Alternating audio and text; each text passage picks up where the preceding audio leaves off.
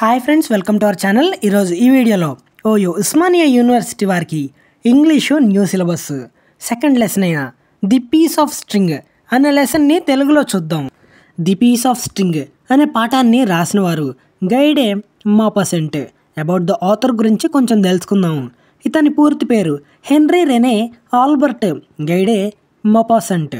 5th August 1850లో అంటే August 5, 1850లో జన్మించాడు. ఈయన 19వ శతాబ్దపు ఫ్రెంచ్ రచయిత. ఇతను చిన్న కథల రచయితగా ప్రసిద్ధి చెందాడు. అలాగే ప్రకృతివాద పాఠశాల ప్రతినిధిగా కూడా ప్రసిద్ధి చెందాడు. మానవ జీవితాలు, విధి మరియు సామాజిక శక్తులను మరియు తరచుగా నిరాశవాదపరంగా చిత్రీకరిస్తారు. చాలా కథలు 1870ల ప్రాంతంలో ఫ్రాంకో ప్రేషియన్ యుద్ధం సమయంలో యుద్ధం యొక్క వ్యర్థాన్ని మరియు వారి నియంత్రణకు మించిన సంఘటనలలో చిక్కుకున్న అమాయక పౌరులు వారి అనుభవాల ద్వారా శాశ్వతంగా మారడాన్ని వివరిస్తాయి. 300 చిన్న కథలు, 6 నవలలు, 3 ప్రయాణ పుస్తకాలు మరియు ఒక పద్య సంపుటిని రాశాడు. ఈ రచయిత రాసిన బౌల్ డే సూఫ్ అనేది మొదట ప్రచురించబడిన ప్రసిద్ధ రచన. ఇక్కడి వరకు అబౌట్ ద ఆథర్ గురించి అయితే సరిపోతుంది.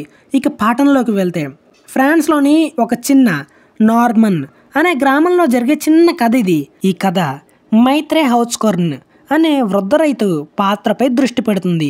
ఇక మన పాఠంలోకి వెళ్తే, ఈ కథ ప్రారంభం అనేది ఉదయం ఆటమ్ సీజన్ అంటే శరద్ ఋతువులో ఒక మార్కెట్, గోడర్విల్లే మార్కెట్లో జరుగుతుంది. అప్పుడు హౌచ్కర్న్ మార్కెట్లోకి వస్తాడు. తాను నడుస్తున్న దారిలో నేలపై ఒక తాడు ముక్క లేదా దారం ముక్క అనేది పడి ఉండటం కనిపించింది.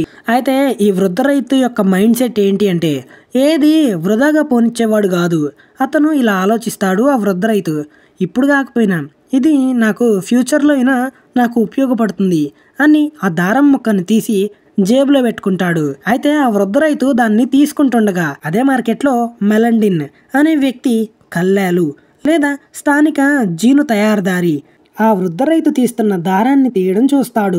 ఈ మెలండిన్ హౌచ్కర్న్కు శత్రువు. అంటే మార్కెట్లో ఇద్దరికి ఒకరంటే ఇంకొకరికి పడదు. ఇది గమనించిన హౌచ్కర్న్ తన శత్రువు తన వైపు చూస్తున్నాడని గమనించి ఆ దారం చిన్నగా తీసి తన జేబులో వేసుకొని ఏదో వెతుకుతున్నట్టు నటిస్తాడు. తర్వాత అక్కడి నుంచి వెళ్ళిపోతాడు. తర్వాత రోజున ఈ వృద్ధ రైతు లోకల్ టౌన్లో భోజనం చేస్తుండగా అక్కడ ఊరిలో దండోర వేసినట్టుగా ఆ ప్రాంతంలో 500 ఫ్రాంక్స్ డబ్బులున్న పాకెట్ బుక్ హోల్బ్రిక్ అనే వ్యక్తి పోగొట్టుకున్నాడు అని ప్రకటిస్తారు. ఈ విషయం అక్కడ ఉన్న ప్రజలందరూ వింటారు. అయితే అప్పుడు హౌచ్కర్న్ శత్రువైన మెలండెస్కి గుర్తొస్తుంది. నేను నిన్న చూసినప్పుడు హౌచ్కర్న్ ఏదో వెతుకుతూ జేబులో వేసుకున్నాడు.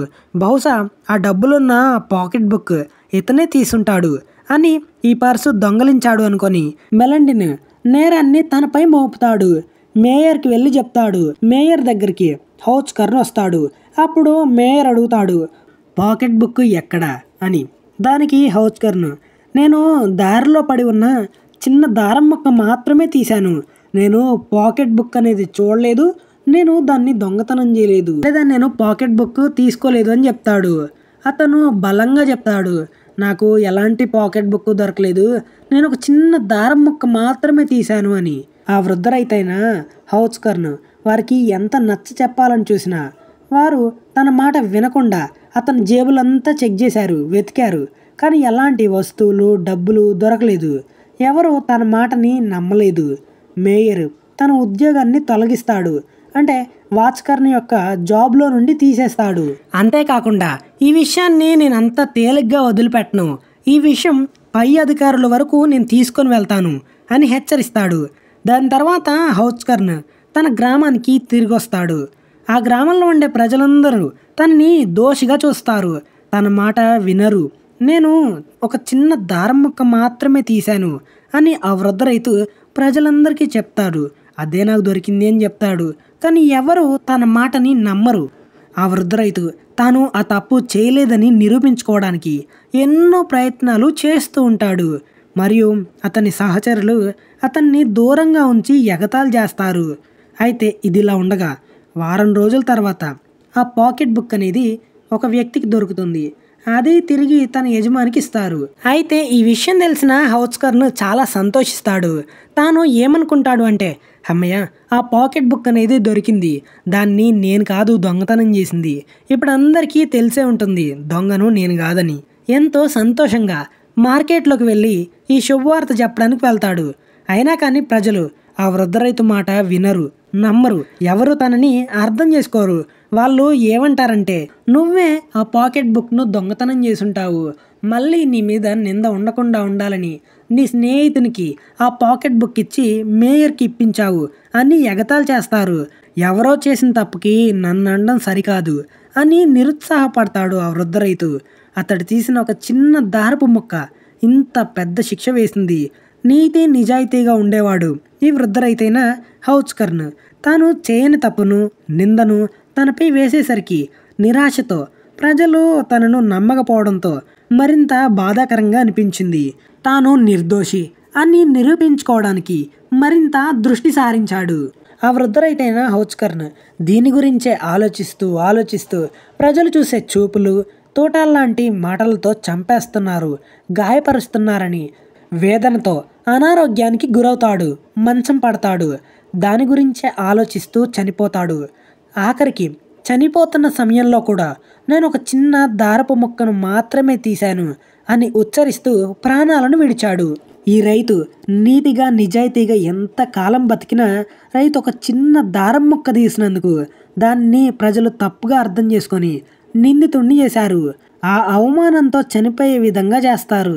అతని చుట్టుపక్కన ఉన్న ప్రజలు తనని అర్థం చేసుకోలేదు, అపార్థం చేసుకున్నారు. ఇక్కడ అర్థమయ్యే విషయం ఏంటి అంటే, ఎవరో ఏదో అంటారని భయపడకూడదు, బాధపడకూడదు. మన జీవితాన్ని మనమే గడపాలి, అలా ముందుకు నడిపించాలి. ఈ స్టోరీలో ఆ రైతుని మోసపూరితమైన రైతుగా చిత్రీకరిస్తారు. అతను ఎంత ప్రయత్నించినప్పటికీ నిందను తొలగించుకోలేకపోయాడు. ఇక్కడ ప్రజలు త్వరగా తీర్పు తీరుస్తారు అని ఇక్కడ చెప్తున్నారు. ఒక చిన్న దారపు ముక్కను తీస్తే పాకెట్ బుక్ తీశాడని నిందించారు. ఈ మనస్తాపంతో తాను ఆ నిందను తొలగించుకోలేక అతను చనిపోయాడు ఆ రైతు. ఇదండి లెసన్ అనేది. ఈ లెసన్ నుండి ఏ క్వశ్చన్ వచ్చినా ముందుగా అబౌట్ ద ఆథర్ గురించి రాసి తర్వాత ఆ వృద్ధ రైతైన హౌస్కర్న్ గురించి పరిచయం చేయండి. తర్వాత మార్కెట్లో తీసిన దారం ముక్క, అతనిపై వేసిన నింద లేదా మోపిన తప్పుడు నింద గురించి, తన శత్రువు తనపై నింద మోపాడని, నింద గురించి ఆలోచిస్తూ చనిపోయాడని నేను చెప్పింది రాసినా పర్లేదు, లేదా మీకు అర్థమైంది రాసినా పర్లేదు. నీట్ ప్రజెంటేషన్ ఇవ్వండి, తప్పులు లేకుండా రాయడానికైతే ప్రయత్నించండి, మీకైతే మంచి మార్కులు పడతాయి. సో చివరిగా ఇదండి వీడియో అనేది.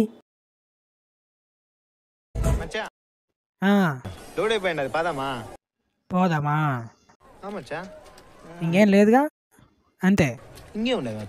పోదాం, ఇంకేం లే, లెసన్ అయిపోయింది, పోయేదంతే. పోదాం. షేర్ చేసి సబ్స్క్రైబ్ చేస్తే నీ సొమ్ము ఏమన్నా పోద్దా?